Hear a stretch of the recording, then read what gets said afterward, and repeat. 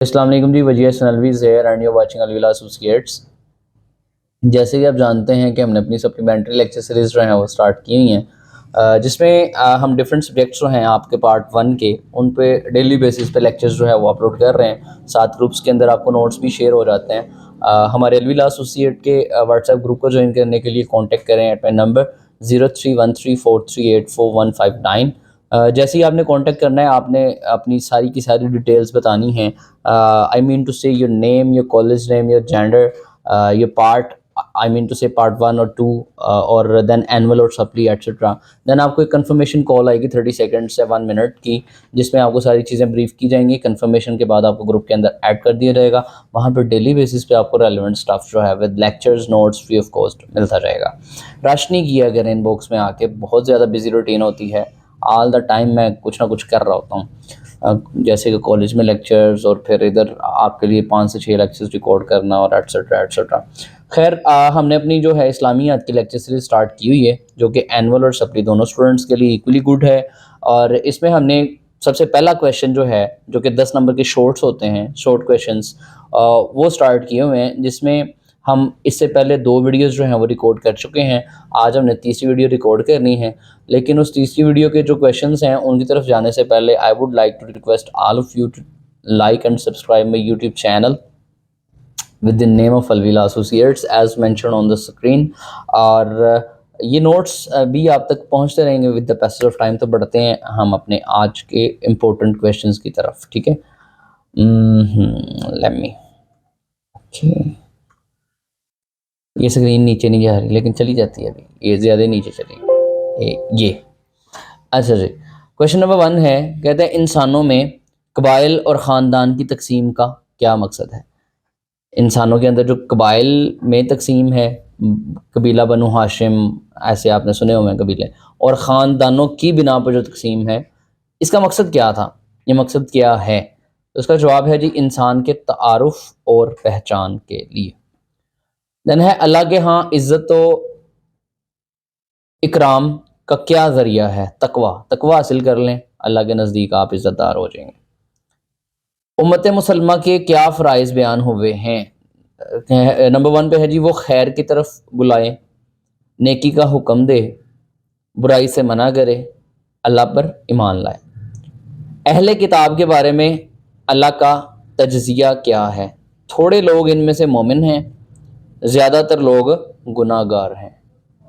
تو اپنی صفحے سیدھی کر لیں، ٹھیک ہے؟ یہ کویشچن جو ہے نا، بالکل شارٹ آنسرز دیے گئے ہیں تاکہ ہم جلدی سے ان کو ختم کر سکیں۔ اوبیسلی ٹائم لگتا ہے نوٹس بنانے میں، آپ نے ان کو اپنے طریقے سے مولڈ کر کے ذرا پتہ چلنا چاہیے کہ آپ نے کیا آنسر لکھا ہے۔ ہم نے آپ کو مین کنسیپٹ دے دیا ان کویشچنس کے ذریعے، ٹھیک ہے؟ دین ہے، قرآن نے دعوت کا کیا طریقہ کار بیان کیا ہے؟ اگر دعوت کسی کو دینی ہے اسلام کی تو کس طرح سے؟ عمدہ طریقے سے نصیحت کی جائے، اچھے انداز سے بحث و مناظرہ کیا جائے۔ کسب حلال کے بارے میں اللہ تعالیٰ نے ہدایات دی ہیں، کیا ہدایات دی ہیں؟ کسب حلال کے بارے میں اللہ تعالیٰ نے درج ذیل ہدایات دی ہیں۔ اللہ کے دیے گئے حلال رزق میں سے کھاؤ، حلال سے تجاوز نہ کرو، ورنہ تم پر اللہ کا غضب نازل ہو جائے گا، اور جس پر اللہ کا غضب نازل ہو جائے وہ تباہ و برباد ہو جاتا ہے۔ اللہ نے کسب حلال کے لیے مزید کیا ہدایات دی ہیں؟ یعنی ان کے علاوہ مزید اور کون سی ہدایات ہیں؟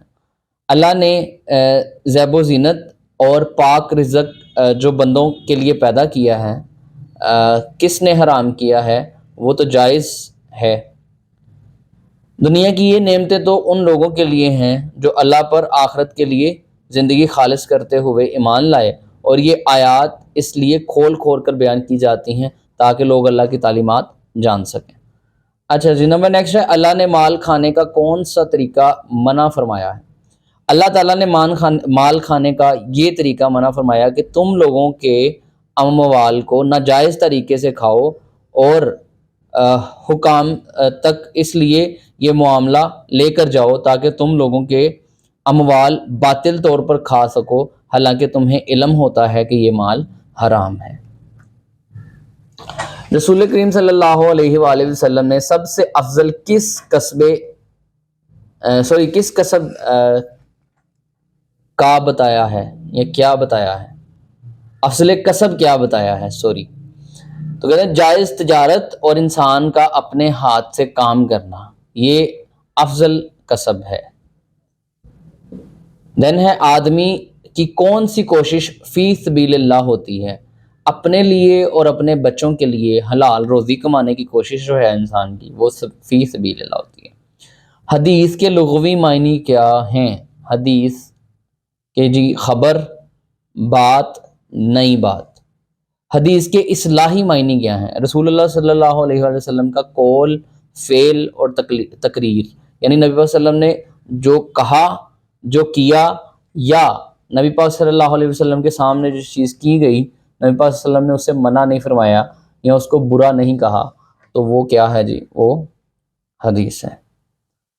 دین ہے سنت کا لغوی معنی کیا ہے؟ طریقہ یا رستہ جو کہ بہت زیادہ اختیار کیا گیا ہو وہ ناؤن ایز سنہ۔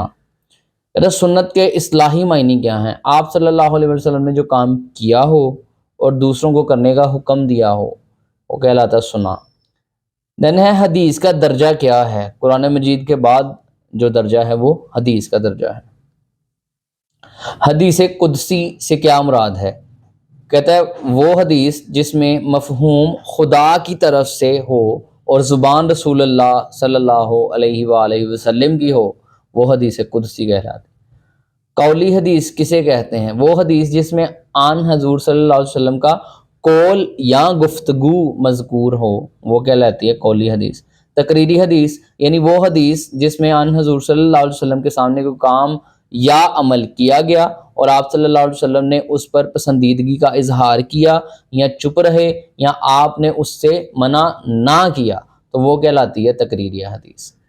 دین ہے حدیث کی ضرورت اور اہمیت کیا ہے؟ حدیث شریعت اسلام کا ماخذ ہے، قرآن کی تفسیر ہے، یعنی قرآن اگر سمجھ نہیں آتا تو تفسیر کیا ہے؟ آپ کی حدیث ہے جو اس کو ایکسپلین کرتی ہے۔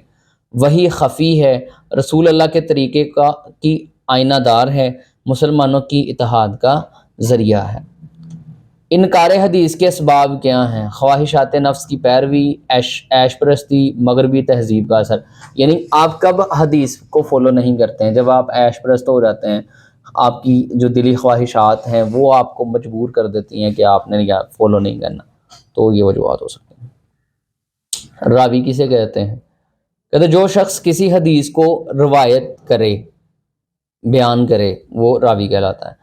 صحابی کسے کہتے ہیں؟ وہ شخص جس نے ایمان کی حالت میں، ہر بندے نے نہیں بلکہ جس نے ایمان کی حالت میں حضور نبی کریم صلی اللہ علیہ وآلہ وسلم کو دیکھا ہو یا آپ کی صحبت اختیار کی ہو اور ایمان کی حالت میں ہی وفات پائی ہو وہ کہلاتے ہیں صحابی۔